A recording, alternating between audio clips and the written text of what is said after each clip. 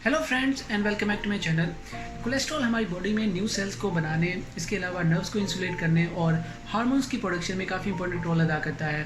Normally हमारा liver जो है वो कोलेस्ट्रॉल को बना रहा होता है और इसके अलावा कुछ एनिमल बेस्ड प्रोडक्ट्स जैसे कि अंडे, दूध और गोश्त वगैरह से भी हम कोलेस्ट्रॉल को हासिल करते हैं। लेकिन बहुत ज़्यादा क्वांटिटी जो होती है कोलेस्ट्रॉल की हमारी बॉडी के अंदर डिफरेंट हार्ट डिजीज़ की वजह भी बनती है। सो द क्वेश्चन इज़ कि क्या कोलेस्ट्रॉल लेवल्स कम होने से आप डिफरेंट हार्ट डिजीज से बच सकते हैं। आज की इस वीडियो में मैं आप लोगों को इस क्वेश्चन का आंसर दूंगा।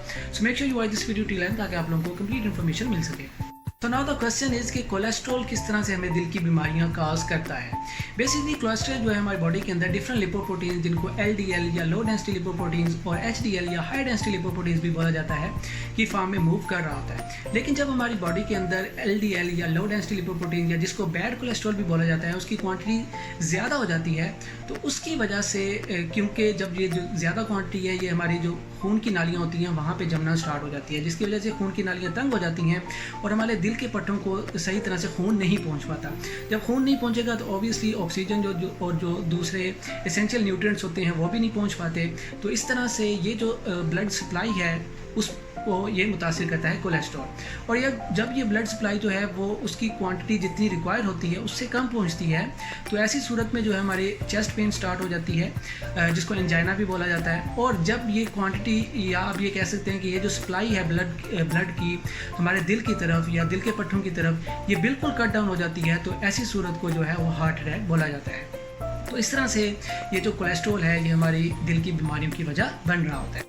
सो हमारा मेन गोल ये होता है कि हमें अपनी खून के अंदर जो बैड कोलेस्ट्रॉल होते हैं उनके लेवल्स को कम करना होता है, जिसको आप अपनी डाइट को बेहतर करके अपनी डाइट के अंदर फल और सब्जियां शामिल करके, फिश इस्तेमाल करके, डिफरेंट जो डेयरी प्रोडक्ट्स होती हैं जिसमें अंडे की जर्दी और दूध वगैरह है उनका इस्तेमाल कम करके, इसके अलावा डिफरेंट वो प्रोडक्ट्स जिनके अंदर शुगर की क्वान्टिटी होती है जिसमें आपके डिफरेंट कोल्ड ड्रिंक्स, सोडाज और जो है एनर्जी ड्रिंक्स शामिल हैं, इनका इस्तेमाल कम करने से, और जंक फूड जिसमें बर्गर, पिज़्ज़ाज और शावरमाज आते हैं, इनका इस्तेमाल कम करने से आप अपनी बॉडी के अंदर जो है वो कोलेस्ट्रॉल लेवल को कम कर सकते हैं। इसके अलावा डिफरेंट कोलेस्ट्रॉल को कम करने के लिए सप्लीमेंट्स भी अवेलेबल होते हैं। अगर आप वो परचेज़ करना चाहते हैं तो उनका लिंक जो है वो डिस्क्रिप्शन में ड्रॉप कर दूंगा। उनको इस्तेमाल करने से भी आप अपने कोलेस्ट्रॉल लेवल को कम कर सकते हैं। लेकिन ये सब कुछ करने के बाद भी अगर आपके कोलेस्ट्रॉल लेवल को कम नहीं होते हैं, उनमें कमी नहीं आती, तो आपके डॉक्टर्स जो हैं वो डिफरेंट मेडिसिन प्रिस्क्राइब करते हैं जिनका ये काम होता है कि वो आपके वो एंजाइम्स जो कि कोलेस्ट्रॉल को बनाने में इंपॉर्टेंट रोल अदा कर रहे होते हैं उनको ब्लॉक करती हैं, जिसकी वजह से भी कोलेस्ट्रॉल लेवल में कमी आती है। लेकिन इन मेडिसिन को इस्तेमाल करने से पहले आप अपने डॉक्टर्स या कार्डियोलॉजिस्ट से ज़रूर मशवरा करें ताकि वो आपको इस बारे में मजीद गाइड कर सकें। So this was it for today guys. If you think it was helpful तो प्लीज़ मेरे चैनल को सब्सक्राइब करें, अपने फ्रेंड्स के साथ भी शेयर करें। Till the next time, have a good day.